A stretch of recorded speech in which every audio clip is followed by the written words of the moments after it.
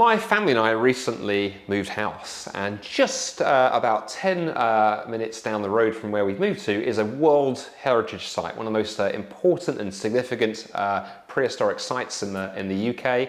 And we've really enjoyed going down and exploring that and taking the kids around the ruins and the museum attached to it. But one of my kids said to me after we'd visited there on one occasion, my daughter looked at me and she said, "Hey Daddy, why is the past important?" And I thought to myself, that's actually a really good question. Why is it as human beings we care so much about preserving the past? Whether it's the graves of our loved ones, maybe you can explain that because it was something we cared about and we knew. But why does it matter that we look after ruins and remains from thousands of years ago? But we do, don't we? We have World Heritage Sites. We have museums. When people destroy ancient artifacts, we get very, very upset. If there's a new building being built in a town somewhere, and as they dig out the foundations, they discover some sort of piece of Roman history. Everything stops. It's all preserved very, very carefully before building work continues. Why do we have this view of the past?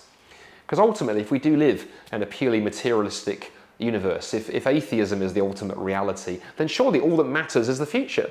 All that matters is that we we pass our DNA on to the next generation. After all, our ancestors were much more primitive than we are. What do they know about science and technology, eh? We can just forget about it. But instinctively, we know that's wrong. Instinctively, we know that the past does matter. And I think it matters really for three reasons, doesn't it? It matters because we know instinctively that culture matters. We know it's important to treat other cultures with respect. We know for the same reason it's important to treat cultures of the past with respect. I think that again shows that deep down we know that life is about more than just the material.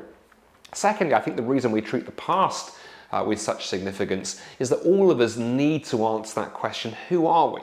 We may not ask it directly, but we ask it indirectly in all kinds of ways. And of course, learning about the past tells us where you and I have come from.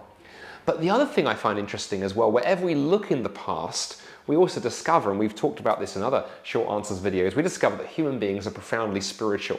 I'm struck by the fact that so many of the relics from antiquity are to do with religion and spirituality. And you can't get away from the fact that the more you delve into history, the more you see that human beings are profoundly spiritual. But then as a Christian too, history excites me.